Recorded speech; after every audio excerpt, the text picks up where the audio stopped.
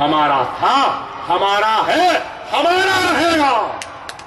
हम इस मुल्क के वफादार थे, है और रहेंगे। इस मुल्क पर अगर आंच आएगी तो सबसे पहले हम अपनी गर्दनों को पेश करते हुए इस मुल्क की हिफाजत करेंगे। ये मुल्क हमारा है, लेकिन आज हमारे ऊपर तनकीदें, इल्जामात। अरे आज मजलिस सारे हिंदुस्तान में पहुंच रही है। बोले क्या जीतती, किधर जीतती? क्या महाराष्ट्र में 2 एमएलए नहीं जीत गए? जीते या नहीं? महाराष्ट्र की नाक, हिंदुस्तान की नाक मुंबई। क्या मुंबई से नहीं जीते? मुंबई की नाक क्या है? बायकल्ला। क्या हमारे पास नहीं है बायकल्ला? सल्तनत आसिफ जाही का पहला दारुल खिलाफा औरंगाबाद। सल्तनत आसिफ जाही के लुटने के बाद या निजाम दखन के हैदराबाद को दारुल खिलाफा बनाने के बाद फिर इस सरजमीन दखन से निकलकर हमने फिर से औरंगाबाद को कब्जा किया। क्या ये हमारी कामयाबी नहीं?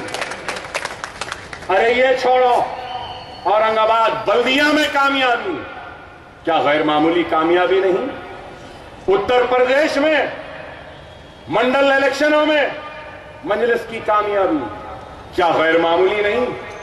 कल्याण में कामयाबी, क्या मजलिस की गैर मामूली कामयाबी नहीं? और कामयाबी कल्याण में हुई तो ना असद साहब गए, ना अकबर साहब गए, हमको नहीं आने दिए। ठीक है, नहीं आए तो क्या हुआ? हम नहीं आ सक रहे ना।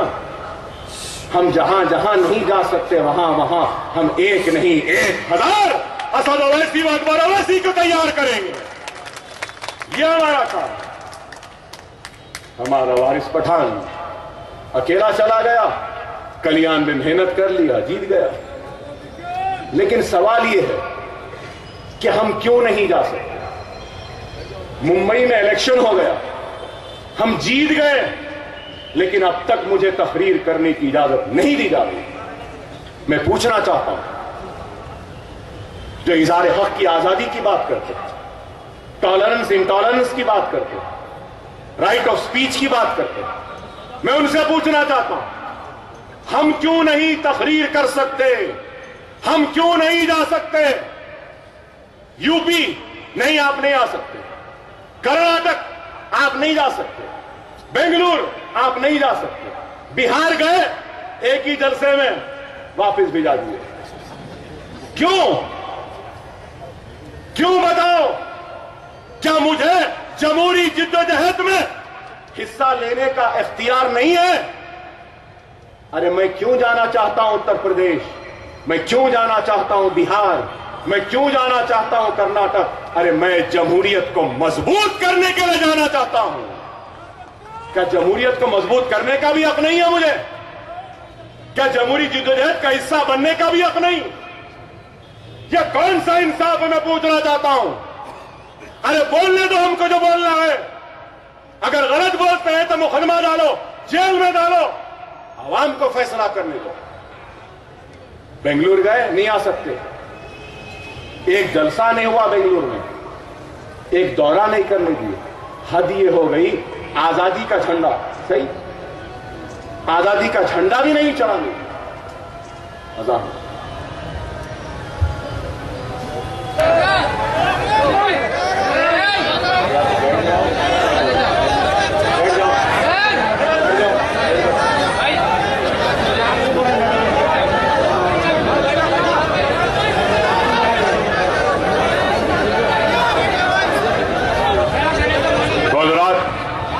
मैं आपसे यही कह रहा था कि हमको कर्नाटक व बेंगलुरु भी नहीं जाने दिए, बिहार में भी नहीं जाने दिए, और जहां भी जाना चाहते हैं प्रोग्राम परमिशन की दरखास्त जाती है तो दरखास्त से पहले मुकामी पुलिस असद साहब या मेरे ख़यामगाह पे आ जाती है। पूना में परमिशन दिया गया, अकबर साहब आ रहे हैं बोला गया, तो मैं जाने से पहले पूना की पुलिस मेरे घर पर थी। नहीं अकबर साहब, आप पूना तो छोड़िए, महाराष्ट्र की सरहद में 1 महीने तक दाखिल नहीं हो सकते। क्या अकबरुद्दीन ओवैसी क्या इस मुल्क का शहरी नहीं है? क्या हम बराबर का हक नहीं रखते? क्या हम दूसरे दर्जे के शहरी हैं? अरे जितना हक इस मुल्क पर नरेंद्र मोदी का है, उतना ही हक अकबरुद्दीन ओवैसी का भी है। अरे हम सिर्फ हक बयान करते हैं तो तुमको तकलीफ होती है, बेबाकी के साथ हम तुम्हारी आंख में आंख मिलाकर बात करते हैं तो तुमको तकलीफ होती है। एक तरफ ये फिरका परस्त तंजीमें हैं तो दूसरी तरफ नाम निहाद सेक्युलर जमातें, ये कांग्रेस, ये पूरे जो सेक्युलरिज्म का चौला पहनकर, मुखौटा पहनकर अंदरूनी पूरी फिरका परस्ती करते हैं और आज मजलिस पे इल्जाम लगाते हैं। अरे ये लोग आज बीजेपी का खौफ दिखाकर मुसलमानों के वोटों को हासिल कर इख्तियार पर बैठकर मुसलमानों के साथ नाइंसाफी करते आए हैं।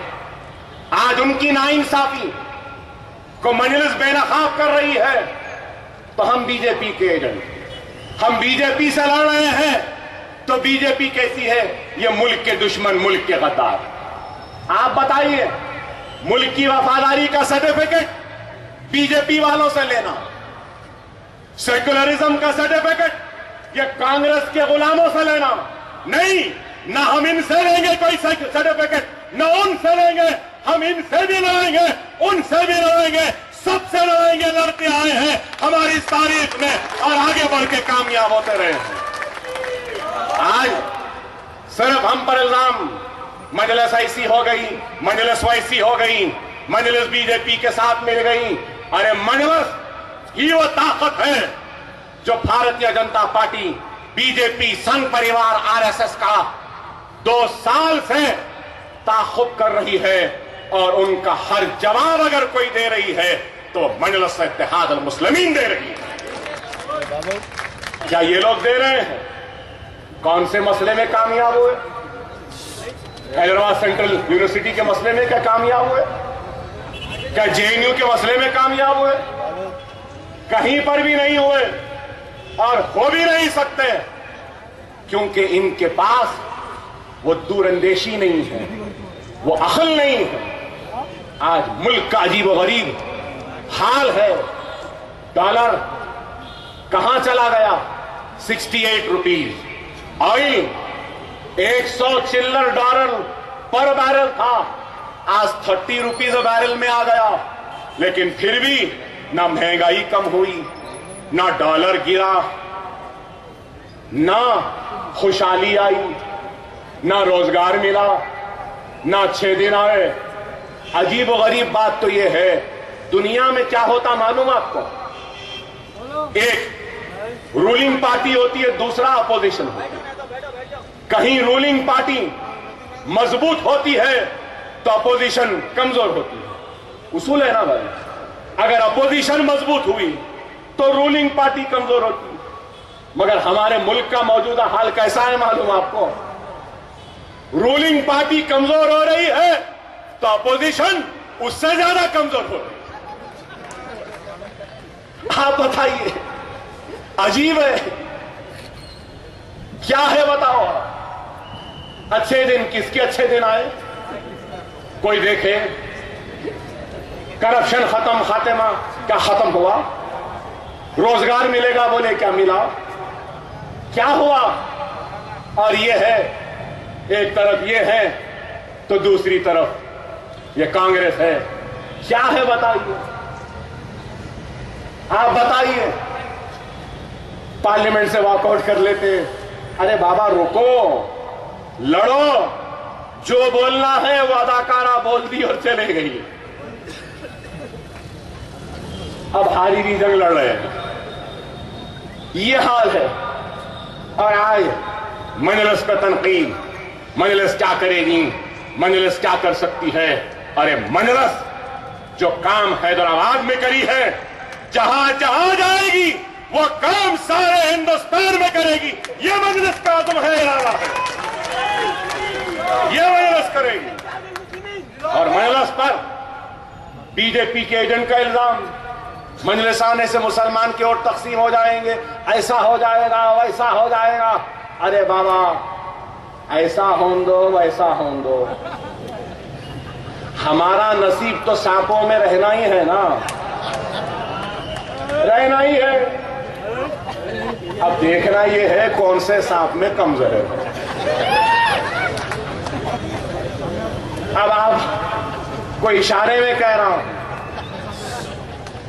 अक्लमंद को इशारा काफी है। हमारा मसला है तो सब एक हो जाते हैं। मजलिस पर तनकीद करने वालों, याद रख लो, मजलिस इत्तेहाद मुस्लिमीन दियानतदारों की जमात है, ईमानदारों की जमात है, खुलूस वालों की जमात है और ईमान की हरारत रखने वाले गुलाम मुस्तफाओं की जमात है। मजलिस इत्तेहाद मुस्लिमीन रसूलुल्लाह सल्लल्लाहु अलैहि वसल्लम के गुलामों के गुलामों के गुलामों के गुलामों की जमात है। मजलिस इत्तेहाद मुस्लिमीन बीजेपी या बाबरी मस्जिद के शहीद करने वाले उन मुजरिमीन, गुजरात को जलाने वाले वो कातिलों से कभी भी हाथ नहीं मिलाएगी।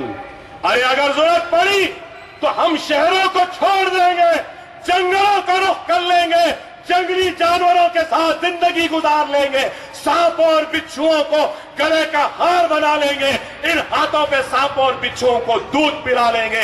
भूख लगी तो झाड़ों के जड़ों को काट कर खाकर अपने पेटों को भर लेंगे, लेकिन खुदा की कसम, हमारी इज्जतों को, हमारी इस्मतों को, हमारे खून को बहाने वाले कातिलों और अल्लाह के घर को शहीद करने वाले जालिमों से कभी हाथ नहीं मिलाएंगे। ये मजलिस है, ये मजलिस है, मजलिस इत्तेहाद मुस्लिमीन लड़ रही है। ऐवान में चाहे 1 मिनट मिलो या 5 मिनट मिलो, किस तरीके से बोलता है हमारा सदर बताओ। आपका सदर हमारी हैदराबाद की नाक, शान, मुसलमानों की आवाज बनकर ऐवान पार्लियामेंट में शेर की तरह खड़े होकर बोलता है। कोई है? अरे कोई नहीं है। बेबाकी का नाम अगर कोई है तो वो मजलिस है। समझो मेरी बात को मेरे भाई। आज मेरे लिए सबसे फिक्र की बात है और तकलीफ की बात है, वो ये है कि हमने इतना किया, हुकूमत वक्त को अपना दुश्मन बना लिया। संघ परिवार वो आरएसएस की नजरों में खटकने लगे, हमारी गर्दनों पे इनाम लगने लगे, हमारे गर्दनों की कीमत एक एक कौर तक लग गई, हम जेलों में चले गए, इतना सब कुछ कर दिया, फिर भी हमारी पोलिंग 40%, 45%। क्या हमारा काम 100% नहीं रहा मेरे भाई?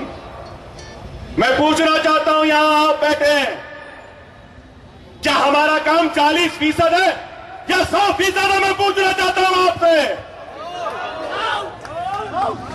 फिर पोलिंग 40% क्यों है, मेरा सवाल। अगर आप 40% पोलिंग करेंगे और मैं भी अगर 40% काम करूं तो अच्छा दिखेगा आपको। खैर 40% हो या 4% हो, मजलिस इख्तिदार के लिए काम नहीं करती, अपनी आखिरत के लिए काम करती। मगर मेरे भाई, हम कौन हैं, हम क्या हैं, हमारी क्या हैसियत है, हम कुछ नहीं हैं। अगर कुछ है तो आपकी इत्तेहाद की वजह से है। हमारी कुछ हैसियत है तो आपकी दुआओं की वजह से। अगर हमारे जुमलों में, हमारे खिताबत में अगर ताकत है हुकूमत से गुर्राने की, उनके सामने खड़े रह के ललकारने की हिम्मत है, तो वो आपके वोटों की वजह से। अगर आपका वोट कम होगा, आपका इत्तेहाद कमजोर होगा, तो फिर हमारा वजूद कमजोर होगा, खत्म होगा। गौर करो मेरे भाई, मेरी आवाज जहां जहां तक जाती है। आज हिंदुस्तान हैदराबाद की तरफ देख रहा है, और इस हैदराबाद को सिर्फ हिंदुस्तान नहीं बल्कि अकबरुद्दीन ओवैसी भी देख रहा है, मैं भी देख रहा हूं।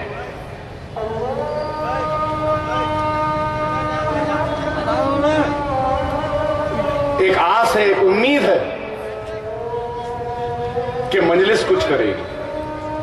अरे आज हैदराबाद की आवाम का काम व जिम्मेदारी अगर कुछ है, इतना साथ दिए ना आप, थोड़ा और साथ दे दो मेरे भाई, थोड़ा और साथ दे दो।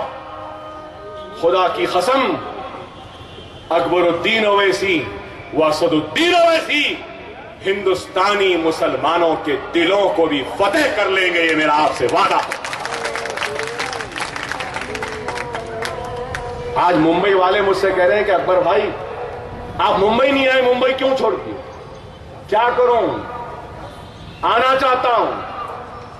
एक तो पुलिस नहीं आने देती, दूसरा सेहत रोकती है। हर 3 महीने को आयरन खून चढ़ाना, अब सर्जरी को जाना है, एक ये मुसीबत।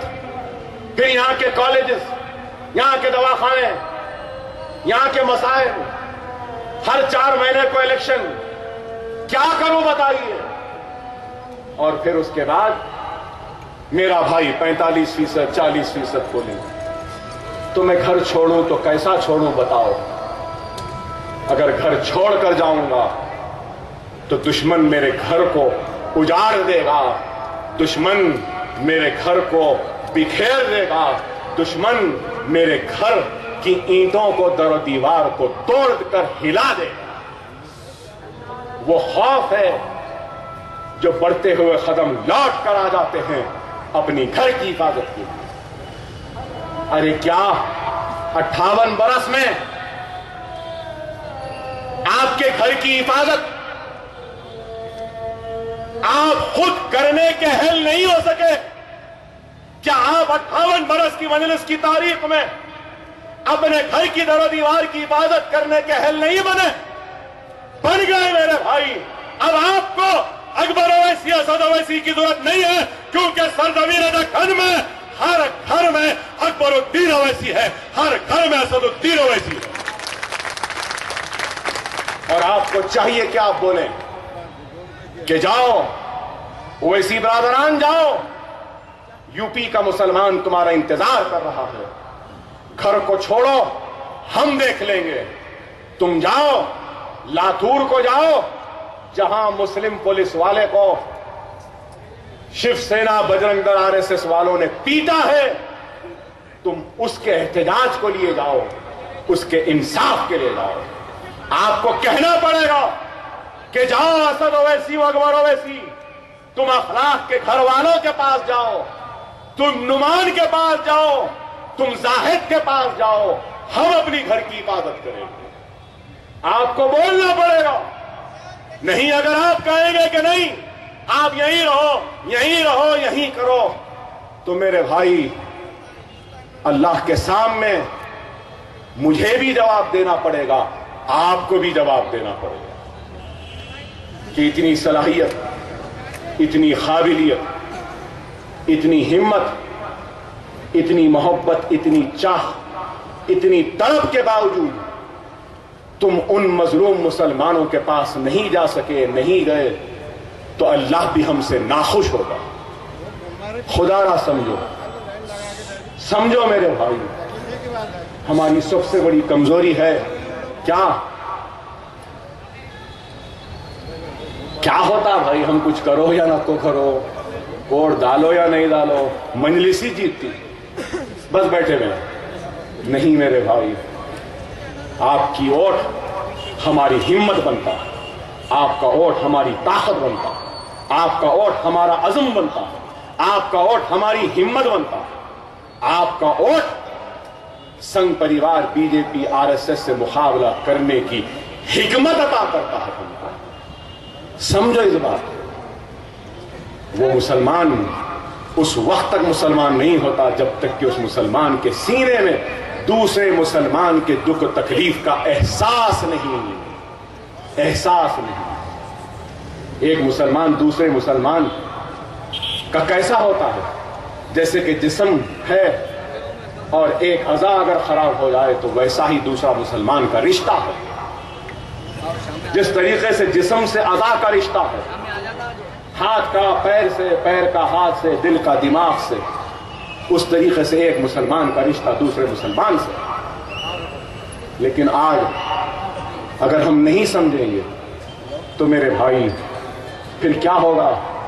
वही होगा, मैं तो कहूंगा कि 2 नहीं 10 असद ओवैसी अकबर ओवैसी भी एक जगह आ जाएं तब भी एक सालारे मिल्लत नहीं बन सकते। वो सलाहियत, वो काबिलियत, वो दूरअंदेशी, वो खिताबत का मयार था सालार का। लेकिन जब जब सालार के कदम आगे बढ़े, घर को हिलाया गया, सालार पलट के वापस आए। आज भी दुश्मन की यही साजिश है, ये ओवैसी बरादरान को रोको, अगर नहीं रोकेंगे तो ये ओवैसी बरादरान जो हैदराबाद में कर रहे हैं वो सारे हिंदुस्तान में करेंगे, ये इनको खौफ। आज हैदराबाद, तेलंगाना में मेरे भाई एक हकीकत है कि हमारी एक ताकत है या नहीं? हमारी ताकत को कोई इनकार नहीं कर सकता। मुसलमान के लिए लाख कर लो, मगर मजलिस को इतनी भी तकलीफ देंगे तो तेलंगाना का मुसलमान वो लाख करनी को भूल जाएगा, तुम्हारा एक तकलीफ को याद रखते हुए तुम्हारा खात्मा कर देगा। ये मोहब्बत है मुसलमानों को मजलिस से। सही है या गलत बताइए? हुकूमत अच्छा करेंगी तो हम बोलेंगे हाँ अच्छी है, करो और करो, लेकिन वो काम के साथ मजलिस को चुमटी लेंगे तो मुसलमान वो कामों को ऐसा वार के मजलिस के ऊपर से तुम्हारे मुंह पे फेंक देती है। हम भूखे रह जाएंगे, बेघर रह जाएंगे, लेकिन हम बेआवाज नहीं रह सकते। ये मुसलमानों का नज़्मुलैन है, यही है। तो अगर ओवैसी बरादरान यूपी बिहार जाएंगे तो यही होने वाला है, उनको डर है। एक सिकंदराबाद की सीट के लिए इंदिरा गांधी क्या दारुसलाम नहीं आई थी मेरे भाई? अरे ये वही दारुसलाम है जिस दारुसलाम में इंदिरा गांधी ने अलीगढ़ मुस्लिम यूनिवर्सिटी के ऊपर मुसलमाना ने हिंद से माफी मांगी थी। अरे ये वो दारुसलाम है। एक सीट था तो यह आलम है ना। अब तो सिर्फ तेलंगाना नहीं रहा भाई, तेलंगाना, आंध्र प्रदेश, महाराष्ट्र, उत्तर प्रदेश, कर्नाटक और आगे बढ़ते जाएंगे। हार और जीत तो लगी हुई है, हारेंगे कोई बात नहीं, हमारी जिंदगी तक हम हारेंगे, बेशक हारेंगे, हमको हार की परवाह नहीं है। मेरी जिंदगी तक, असदुद्दीन ओवैसी की जिंदगी तक हम हारते रहेंगे लेकिन लड़ते रहेंगे, हम हारते रहेंगे लेकिन लड़ते रहेंगे। लेकिन जब हम मर जाएंगे, जमीन की ग़िज़ा बन जाएंगे, अल्लाह को प्यारे हो जाएंगे, तो हमारे आने वाली नस्ल को उत्तर प्रदेश की कामयाबी मिलेगी, बिहार की कामयाबी मिलेगी, बंगाल की कामयाबी मिलेगी, कर्नाटक की कामयाबी मिलेगी, मध्य प्रदेश की कामयाबी मिलेगी, आसाम की कामयाबी मिलेगी।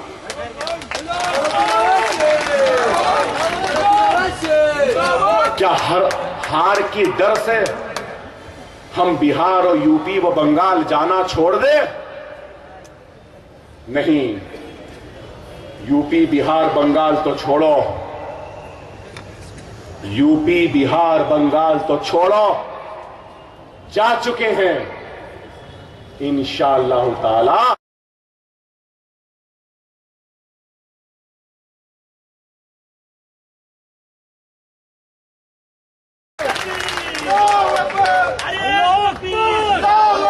वो कश्मीरी मुसलमानों के लिए भी लड़ेगी, कश्मीरियों के हक के लिए लड़ेगी, कश्मीरियों के इंसाफ के लिए लड़ेगी। कश्मीर हिंदुस्तान का अटूट हिस्सा है, लेकिन कश्मीरियों को भी हिंदुस्तान का अटूट हिस्सा समझने पर मजलिस मजबूर करेगी कि वो कश्मीरी भी हिंदुस्तानी है। उनको हक दो, उनको इंसाफ दो, उनको रोजगार दो, उनको तालीम दो, उनकी जिंदगी में खुशहाली लाओ। मजलिस करेगी, मजलिस कश्मीर भी जाएगी, इंशाअल्लाह मजलिस गुजरात को भी जाएगी। एहसान जाफरी के कातिलों से इंसाफ मांगेगी और एहसान जाफरी के खानदान को इंसाफ दिलाएगी मजलिस, इंशाअल्लाह ताला मजलिस काम करेगी। मेरे भाई, मगर वक्त व हालात की नज़ाकत को समझिए। खुदारा बड़ा नाजुक वक्त है मुल्क पर। हमको ऐसे नाजुक वक्त में अपने सफ़ों में इत्तेहाद को पैदा करना होगा। अगर हमारी सफ़ में इत्तेहाद नहीं होगा तो फिर हमारी तबाही व बर्बादी होगी। तबाही और बर्बादी के बाद मातम करने से कुछ होने वाला